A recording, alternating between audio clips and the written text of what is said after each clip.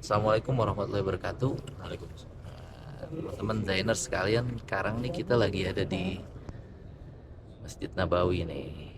Kita udah beberapa hari di sini dan suasananya berpuasanya ya lebih lah dari biasa yang mungkin teman-teman Zainers di Jakarta itu. Karena secara panas di sini panas banget gitu. Nah, kita tadi baru selesai sholat zuhur sambil nungguin sholat asar. Ada Ustadz Fajri nih, Insya Allah nih, dari Mesir. Sehat teh? Alhamdulillah sehat. Insya Allah. Bentar lagi kan udah masuk 10 malam terakhir nih ya. Iya. Insya Allah kita bisa laluin nih ya.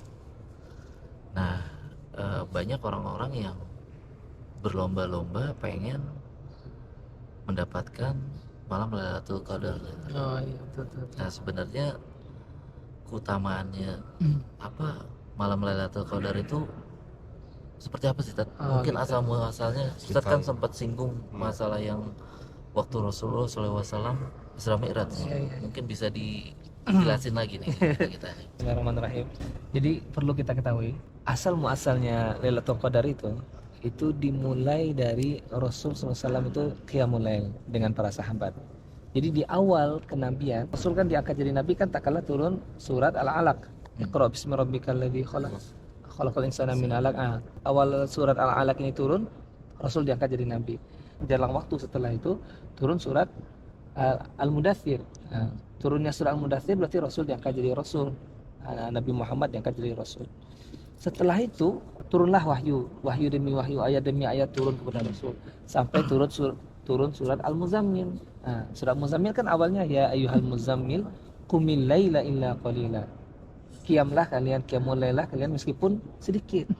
Meskipun qalila, nisfahu aw inqus minhu qalila, atau setengah atau lebih, auzid alaihi warattilil qur'ana tartila. Di penggalan ayat pertama surat Muzammil ini ada isyarat, ada perintah, ada anjuran dari Allah agar agar Nabi Muhammad dan para sahabat itu melaksanakan qiyamul lail meskipun sedikit, bahkan kalau bisa lebih, bahkan kalau bisa setengah malam seperti itu. Akhirnya ini Rasulullah dan para sahabatnya selalu qiyamul lail, selalu semangat qiyamul lail, bahkan wajib ini sholat qiyamul lail ini sebelum diwajibkannya sholat 5 waktu ini seakan-akan sudah menjadi sholat rutinitas yang wajib bagi Nabi dan para sahabat. Ini nanti yang asal muasalnya menjadi sejarah munculnya Lailatul Qadar. Di suatu ketika turunlah ayat yang mengisahkan kisah Nabi Nuh. Itu dia. Walaqad arsalna Nuhan ila qaumihi falabitha fihim alfa sanatin illa khamsina ama.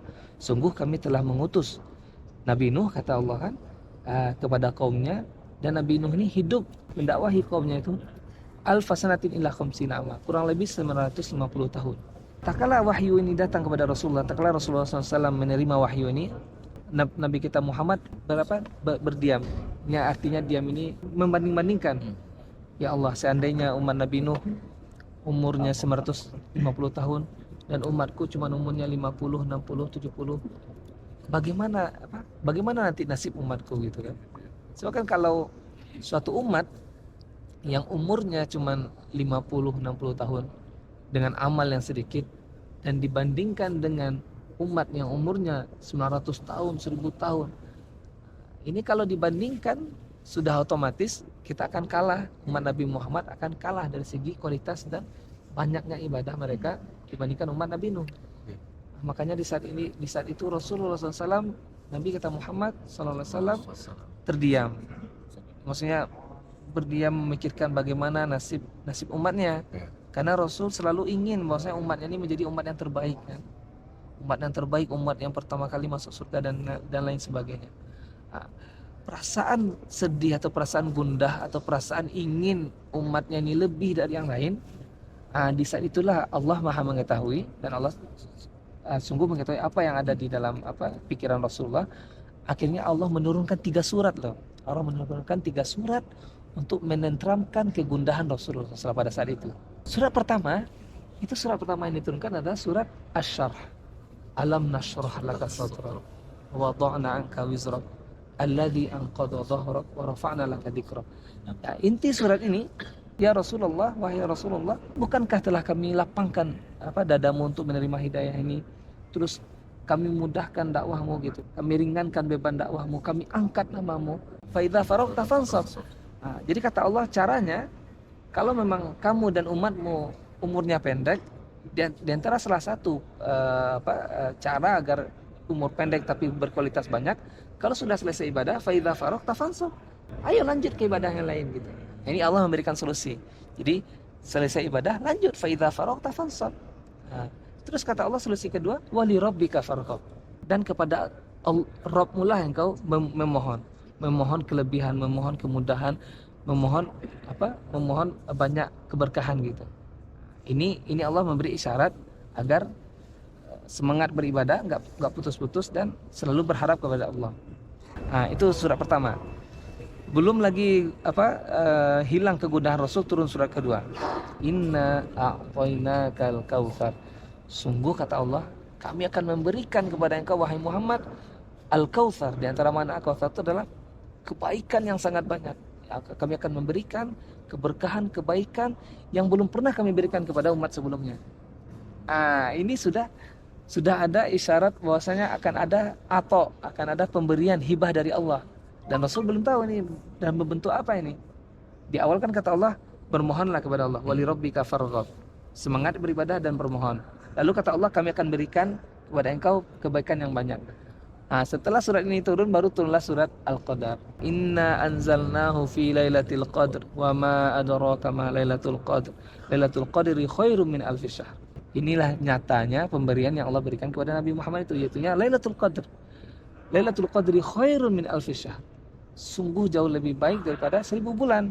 Nah, maksudnya ibadah nanti wahai Muhammad, meskipun umatmu umurnya hanya 50 tahun, tak kala datang bulan Ramadan dan dia beribadah dan dia mendapatkan Lailatul Qadar, sungguh nanti umurnya akan bertambah.